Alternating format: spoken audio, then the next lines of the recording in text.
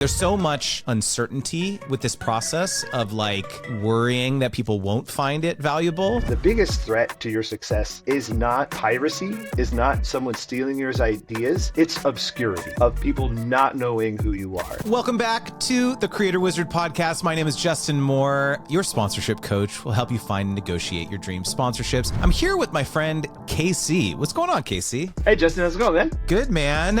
We're going to be talking book launch strategy today. Interestingly, how we connected is that you also have a prior life being involved in some pretty high profile book launches. And so we were just DMing on, I think it was X, and you were just giving me a bunch of amazing advice. And eventually I was just like, I need to work with this dude. He clearly knows what I'm doing, knows what he's doing, and I have no idea what I'm doing.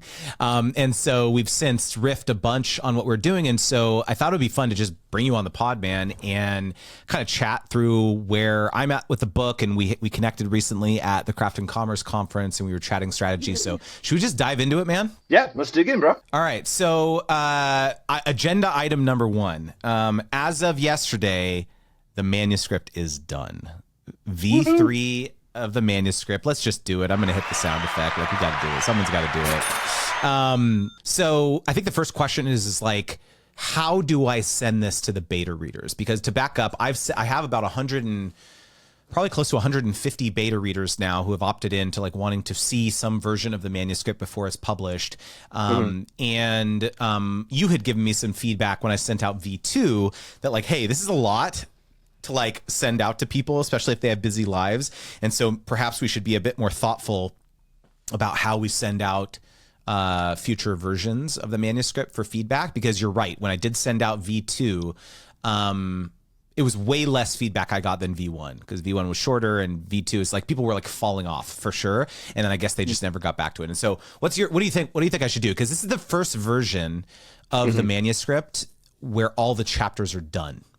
Gotcha. And the entire intro has been rewritten and all this stuff too. And so like, what's the strategy here, you think? I have a couple questions. And so, I'm almost like, you're a book launch therapist. Yes, please. What?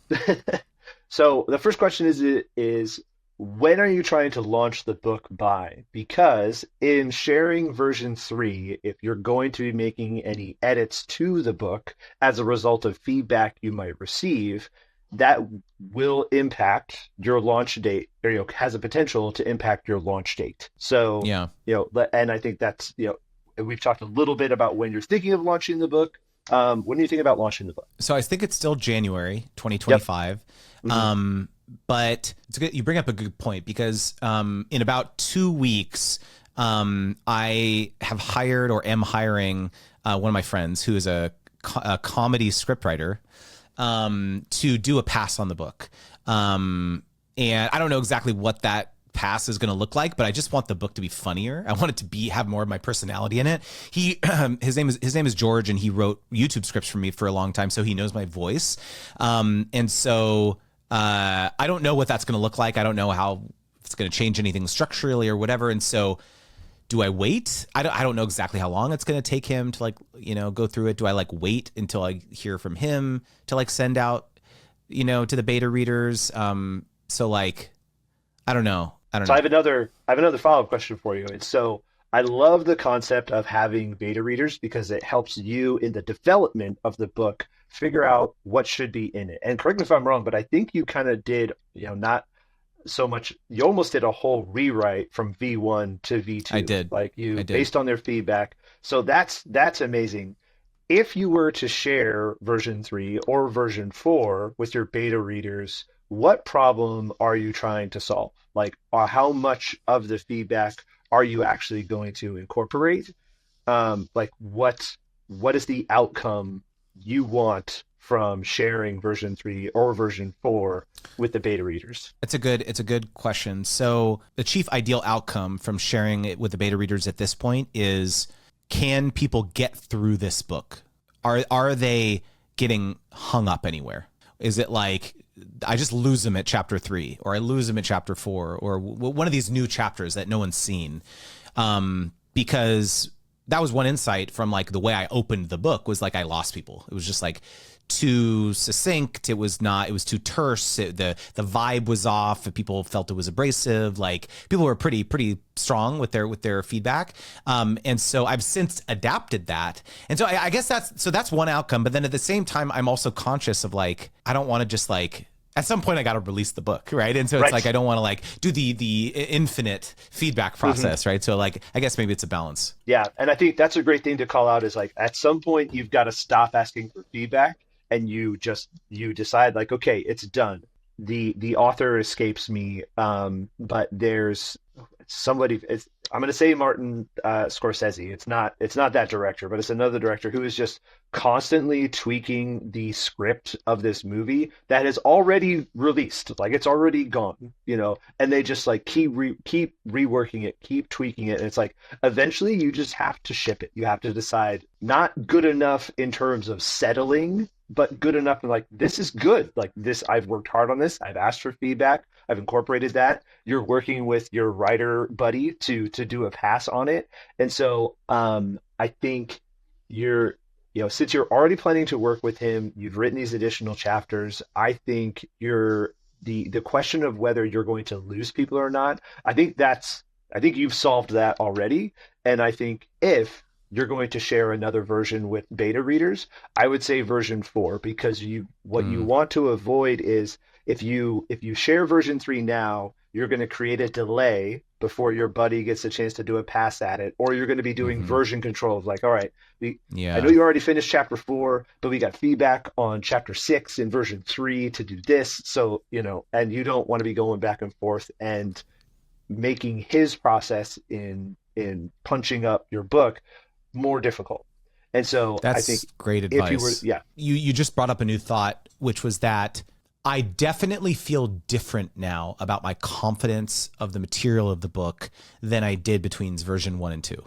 I now feel like I can look at the manuscript and be like, this is good. This is it in its current form.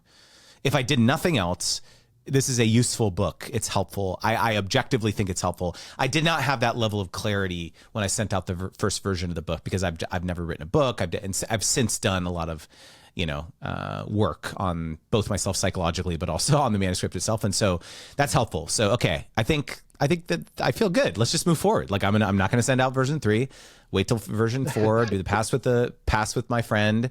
And then at that point I'll send out another version. I'm going to go off script a little bit here. No pun intended. Sure. Real quickly, remember your first podcast episode, your first YouTube video, your first blog post? Think back to how it felt to hit publish on that early piece of content. Now, look at how far you've come. Your content has transformed, and so have you. But has your email marketing platform kept up? Do you even have one? Enter this episode's sponsor, ConvertKit, which is the email marketing service designed specifically for creators like you and for me, because I use it and I love it. Whether you're crafting newsletters, managing subscriptions, or sending updates, ConvertKit grows with you. With easy integration for your blogs, your podcasts, your YouTube channels, and your e-commerce stores, ConvertKit ensures that your email marketing works as hard as you do. Look, I'm gonna be real with you. When you press publish on platforms like YouTube or TikTok, you're kind of at the mercy of the algorithm for your content's reach, right? And to prove it to you, I'm actually gonna pull up one of my recent Instagram reels. Okay, I'm gonna click the insights here. Okay, look at this. I have 11,300 followers, and this reel reached 301 accounts. So quick math, that is 2%, 2% reach. Contrast that with my average open rate in ConvertKit, which is between 40 and 45%. So which one do you want? 2%, 45%, 2%, 45%. Which one are you gonna pick? So take control with ConvertKit. Here you can own your audience relationships directly. There's no middleman, there's no unpredictable algorithm changes, just a direct line to your followers. ConvertKit isn't just another tool, it's a partner in your creative journey. So if you're ready to create with freedom, automate with ease, and engage your audience like never before, build a platform you own. Start with ConvertKit today at convertkit.com. That's convertkit.com. All right, let's get back to it.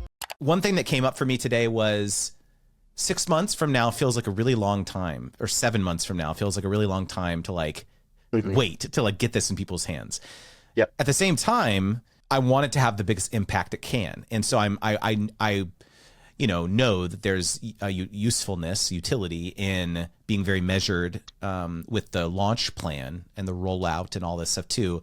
How do I reconcile that in my brain of like, wanting to get this in people's hands quickly, but also knowing that to do it right, I should not be so impatient. Um, you have friends to talk to and be like, you could tell me not to ship this book yet. So we talked about this a little bit when we met in person at Craft and Commerce is, what are you trying to do around the launch of the book, and what are the outcome that you want your readers to have after they've consumed the book?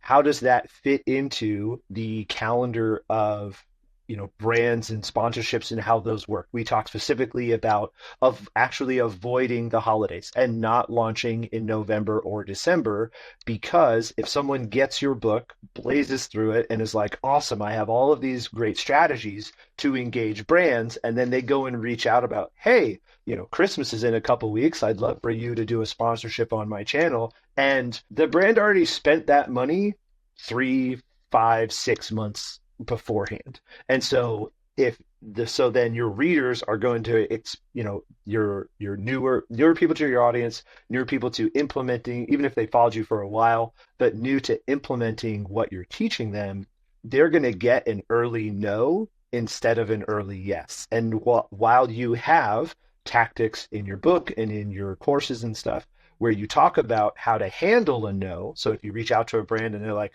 no, we've already spent our money for this quarter, like that's not a no forever. That's a not yet. And you've taught people how to, circumvent and deal with that.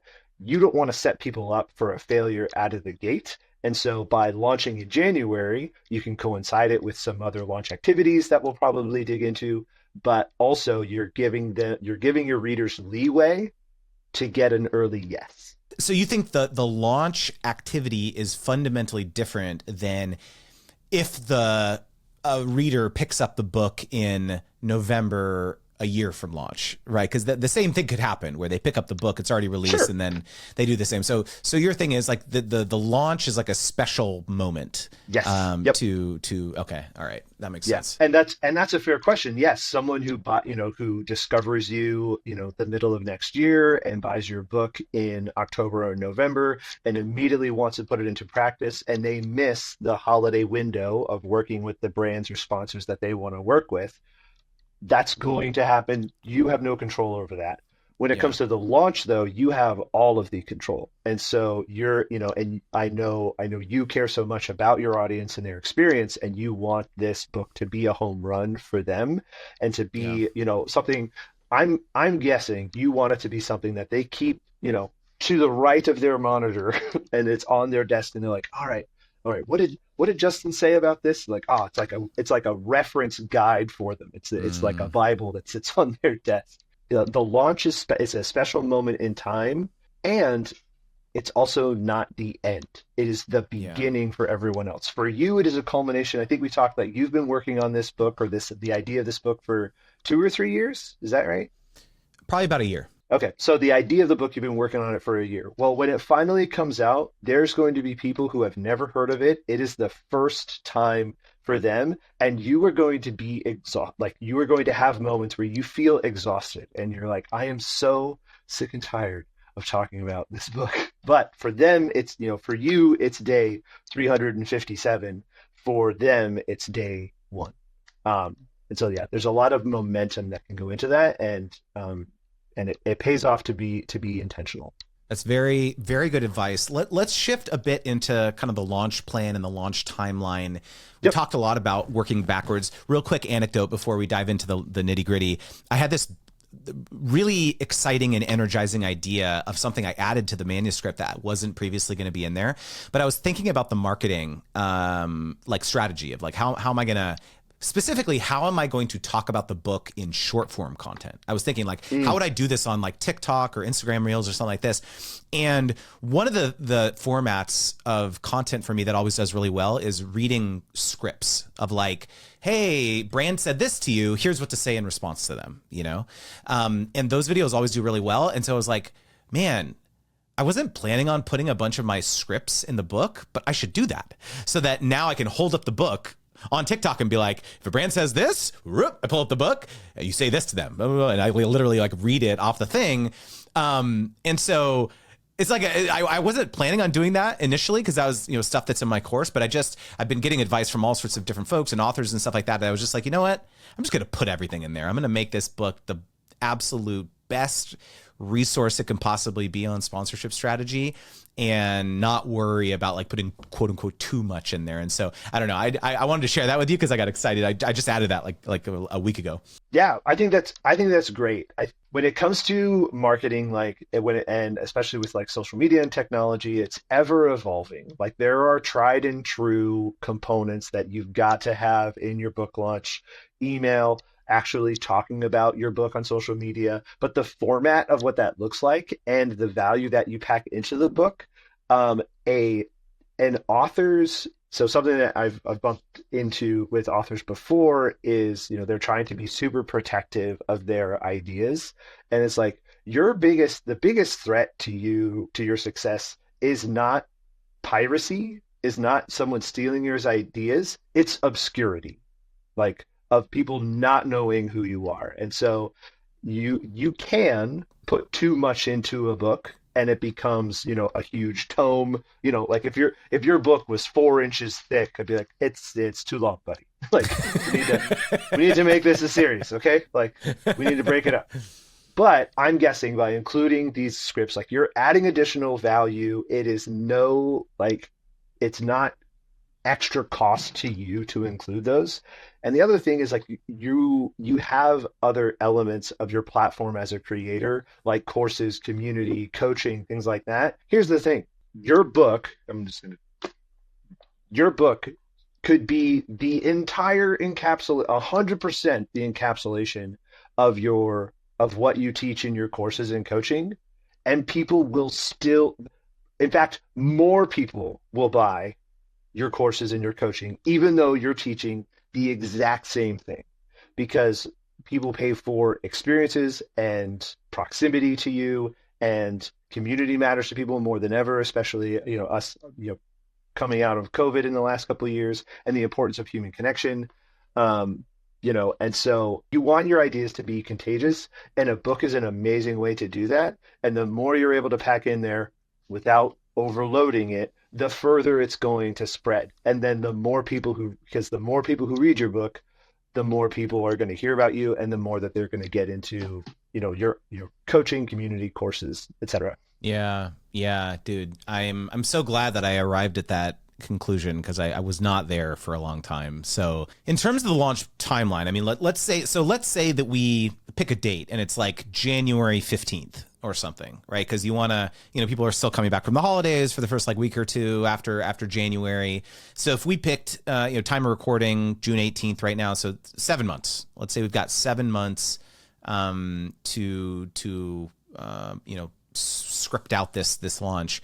What do you roughly what's the pulses here of like what we should be doing and how quickly we need to be getting our act together? I mean, maybe we could talk about these at the same time, but we've toyed with the idea of creating like a book club, right at launch, where there's like because there's like 8 steps in my sponsorship wheel. Each step has one chapter in my book, and so like maybe it's an 8-week book club or something that happens after launch. And so I don't know, maybe we could just kind of chat through the logistics of all that. Some of what comes into play is the publisher and the distributor that you're working with. I know you're working with Lulu. And so some of it will play into like what their timeline is in terms of like, all right, you have to get us the manuscript by this date. It's going to go through line edits and then it's going to go into production. This is when, the big box is going to go to Amazon's warehouse and what they're going to keep, for their own stuff. Leading up to it, I like to think of book launches like movie trailers. So, if there's, I'm looking forward to seeing Deadpool 3 in July. And I am so excited to see those movies. If I see Deadpool stuff in my feed every day, great. But it is over a month away. Now, what movie trailers will do is like they'll tease it maybe a year in advance, for a movie. I don't think books should generally be teased that far in advance, because you might get, because of the audience you have, you might get a spike of interest at the beginning, but then the burden is on you to maintain that interest for a longer period of time. The opposite of that is waiting too long. Like we're not going to wait until, the middle of December to start talking about a book that comes out in 4 weeks. Now, will we likely ramp up some of the frequency and exposure of the marketing? Some, but we will be competing a little bit with the holidays. And so it will be tempered, but because we're launching into the middle of January, we're going to get to skip a bunch of that. I may not have done it the way that you have so far, but I like the results you're getting. And it's kind of like when it comes to fitness and nutrition. If it works, keep doing it. Like if it's like if you feel healthy, if you feel like your mental clarity is great, if you're getting good sleep, if you feel strong, like if you're losing body fat and getting stronger, like keep doing what you're doing. But if those things aren't true, if you can't sleep well, if you're feeling mentally fogged, if you feel sluggish, if you can't get yourself off the couch, if like some stuff has to change. Like if it's not working, you've got to change something. So tell me what first of all, real quickly, just for my own edification, what would you have done differently that I did do? So having the beta readers was something very new to me. Is a new concept to me, but at the same time, I really like it. What the version of that I would see in the past is an author like sending portions of the manuscript or even the full manuscript to like a few trusted people in their network and not necessarily opening it up like you did. But again, it's that idea of like potentially peaking interest too early, and then having to maintain that interest for a longer period of time. That's why when a movie comes out, they might there's these these little peaks where like, all right, we're going to promote it here, and then it's quiet. We're going to promote it here, then it's quiet. But then as it gets closer to the movie actually coming out, it's everywhere. There's posters everywhere. There's ads everywhere on your social media. There's a homing pigeon who drops a poster on your lawn. So with the beta readers, that is something I was like, ooh, that's interesting. And I was a little cautious about it at first. I think initially I reached out to you and like sent you a Loom video breaking down like, all right, dude, here's how your launch should go and all the different elements. And you're like, why don't we just work together?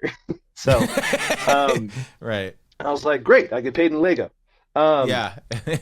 And so, I think that's the only thing I'd have done differently. I feel a little bit like you started talking about it too early, but you have gotten tremendous benefit out of doing the beta reader cycle because, like we were talking about earlier, you feel so much more confident with this version. You're like, this is good. Like, even if you don't do another round of beta readers for version 4, like you feel very confident in the quality and the value that you're delivering through this book to your readers. So that's about it.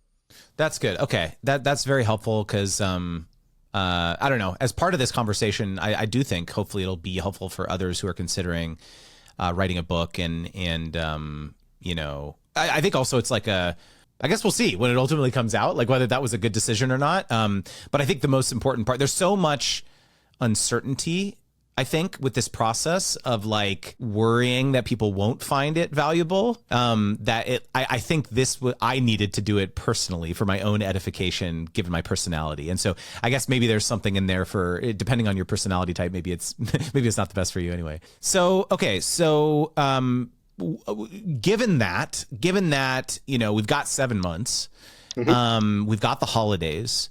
I wonder if there's some sort of tie-in there about messaging or talking about how brands backload their marketing budgets in Q4 a lot.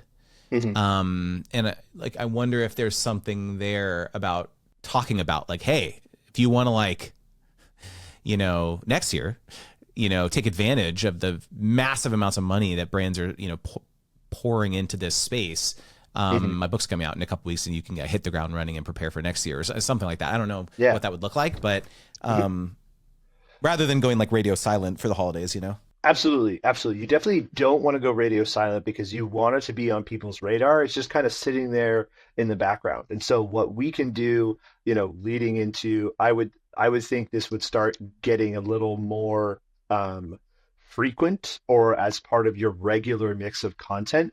I have no doubt that you have a content calendar that's really planned out where it's like, all right, this is what's dropping this week. These are the themes and topics we're focusing on. This is going to tie into my course. This is going to tie into coaching, and where like what your promotional calendar looks like. Starting in October, I would want you to have your book in regular rotation with potentially equal exposure as your other offers, with the exception of when you're doing like dedicated promo weeks for any of your offers. So like if the third week of October you're going heavy on, hey, I've got so many coaching spots open, or I'm doing a seasonal discount on Creator Wizard, then that needs to take priority. I can just tell you right now. So I have Awesome. my final live cohort of Brand Deal Wizard that starts on September 23rd. So promotion cart open for that tentatively will start probably the week of the 9th, like maybe 12th or maybe the 11th or something of September. And then that course starts on the 23rd and then ends on October 18th tentatively. And so I won't be doing any more promotion for the course during the course itself, obviously.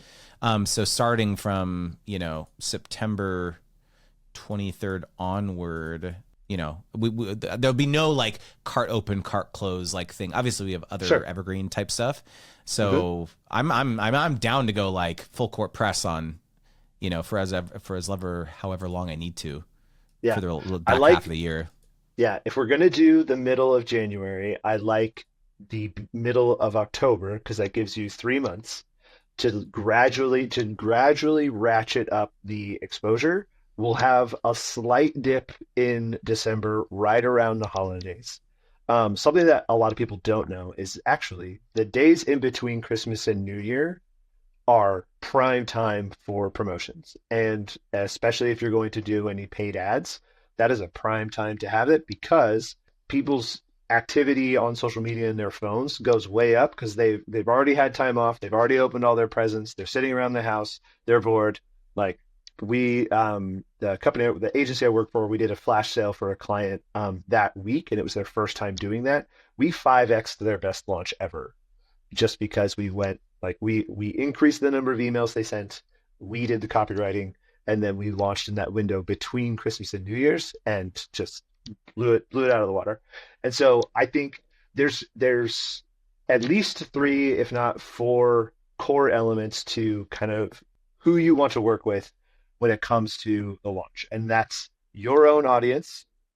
Uh, so your existing audience, building a wait list or a street team. So, these aren't necessarily pre-orders just yet, but they're like, hey, are you interested in the book? And so these are the folks where you're going to be sending them, they're the ones who are going to be getting most of the updates leading up to the launch. It's like, hey, they're the first ones who are going to get to see, hey, I just got the first one in the mail. This is the very first time the book has been in print. Here it is. So you builds that anticipation in with that wait list.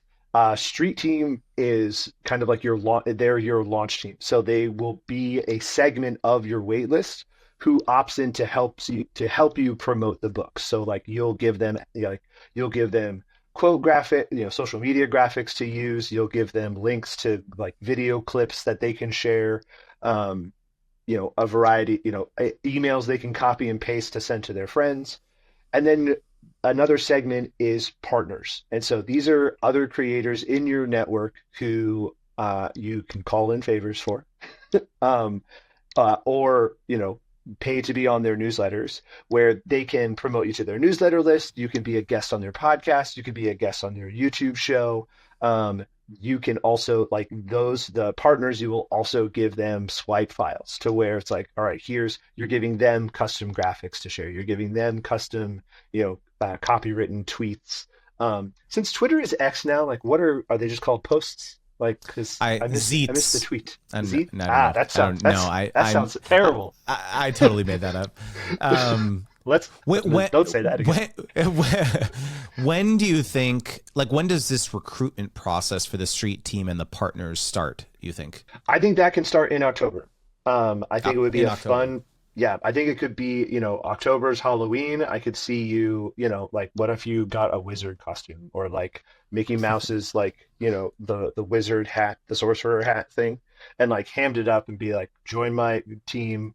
You could call it Book Wizards, whatever you want. Typically, a good idea for that is if you, I've seen it done in Facebook groups. You could also do it in Slack or in like a temporary circle community where they have a place to go. You're using email to point them to that. It's like, hey, Book Wizards, here's an update. Go here, check that out, and here's their action item to tell a friend about the book. You could build in, especially with stuff, through ConvertKit with, recommendations or using Spark Loop, you could, have a referral system to incentivize people to share and talk about the book who are on your street team. That might be less of a incentive for, you know, collaborators and partners. So like someone who's, podcasts that you're on, like maybe you give away 5 copies of the book, for people who join that. Something we could get into a lot of the weeds, but like every podcast you're on, you either want to have a single landing page that all podcast folks are coming to. So anyone who listens to a podcast, if they go to, creatorwizard.com/book show or whatever, that link is only ever shared when you're a guest on a podcast, because then you will be able to track everyone who opts in through that page to be able to tell, hey, I was on 20 different podcasts and I got 2,000 people added to the list. Awesome. Like you'll be able to track and see what the return on your time is in terms of how those are growing your waiting list for people to get on the wait list to buy the book or for driving pre-orders. Do you think so? Do I need a unique landing page for each podcast so I can like attribute which ones are driving the most traction? You don't know. I mean, you can. Like, it depends on how far down like you want to go. Like, ooh, I was on, you're on Jake Klaus's show, and you had a dedicated page for him. Maybe you shoot a little video. It's like, hey everyone, thanks for coming. It was so much fun to be on Jay's show. Make sure to add your email down below. I'm going to send you a free hidden chapter or hidden, the workbook that goes with the book. You're going to get it early, something like that. Or get on the wait list and you'll be first to hear when the book is available. Talking about that incentive there. So you can get that granular, but depending on how many shows you're on, that's going to be a ton of work. Yeah. And it will be an additional complication or challenge to remember that on every single show you're on. You're like, okay, wait a minute. Yeah. Like if you do 4 to 8 guest appearances in a day, you're like, all right, I'm on Jay's show. This is the link I share with him. This is the URL. Yeah. So what you could do as a kind of a in between, still have a single page that all podcast guest appearances are sent to. And then on that page, maybe there's just an extra field. It's like, hey, what podcast did you see me on? And then that way, like you're able to do, once they're on your list, like that's a field that gets loaded into ConvertKit.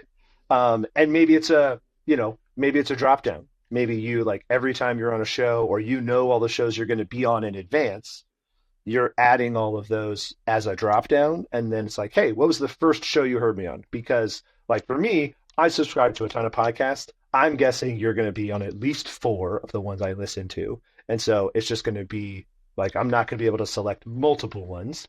And that's not going to make sense. Like, I'm just going to be like, oh, I first heard about him on Jay's podcast or whatever. Do you think that I should start, because I'm on podcasts all the time and interviews and all that stuff. So do you think how early do you think I should start plugging the book? Because right now for the last 4 years, literally the only thing I plug as my CTA at the end of every podcast is join the newsletter, creatorwizard.com/join. I don't say anything else. I've never said anything else. And so this is like one thing I'm nervous about is like deviating from that tried and true approach.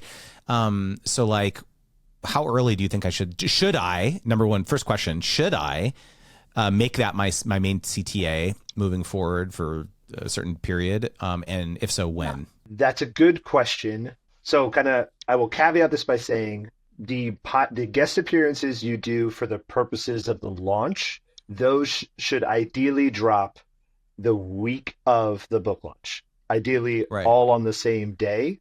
And if not on the same day, like, the week before, because what you want for podcast guest appearances that are supporting the launch itself, Right. Right. you want any of them, like, you want them to just be able to buy the book. Like when you're on, Of like, course. hey, Yeah. Justin, it's really great to have you on the Fit Dad Live show. I've heard all about this sponsor magnet book.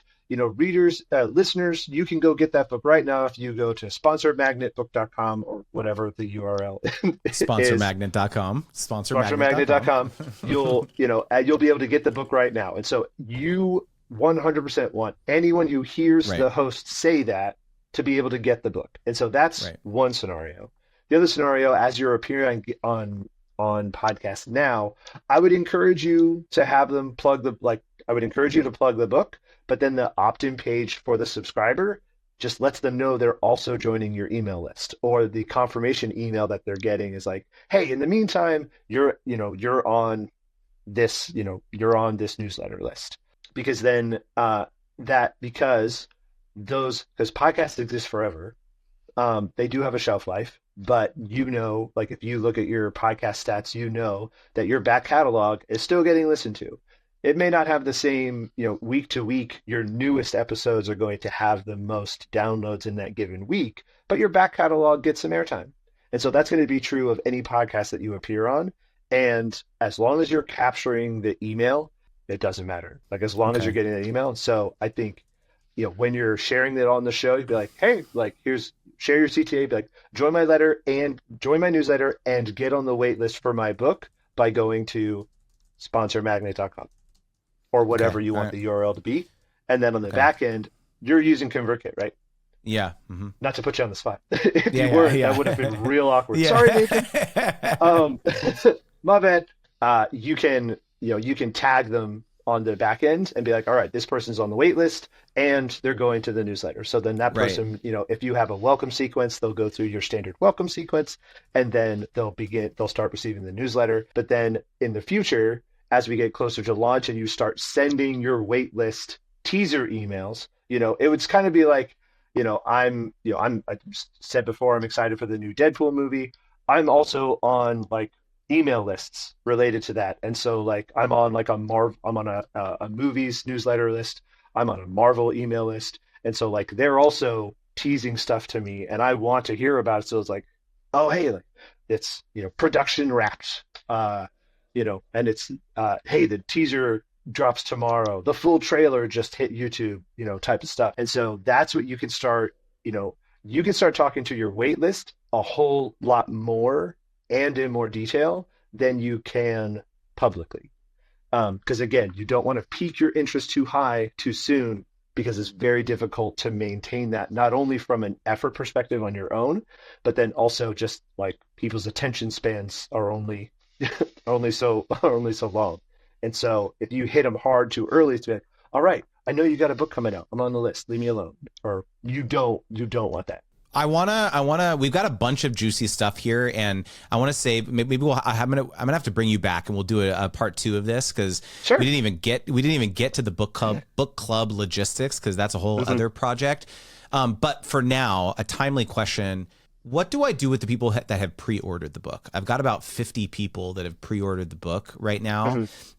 Should I I haven't made any promises to them in terms of like when they're going to get it, other than like late 2024, early 2025. But I am like posting about it on Twitter. I'll finish the manuscript, all this stuff too. So do I need to communicate anything to them about why it's going to be a 7-month delay, given that they pre-ordered it, or like, what do you think I do there? So anyone who's great question. Anyone who has already snuck in and pre-ordered the book, I would treat them as your raving fans and your VIP waitlist, because not only have they indicated they're interested in the book, they already just went ahead and spent the money. Like they snuck in and be like, all right, I'm in. I'm on Team Justin and I want this book when it comes out. So I would treat them like your VIPs and communicate to them through email as much as you want to. Be like, hey guys, I just finished version 3. I did a little podcast with my buddy Casey, decided not to ship version 3 to beta testers yet. I'm going to have my buddy do it through version 4.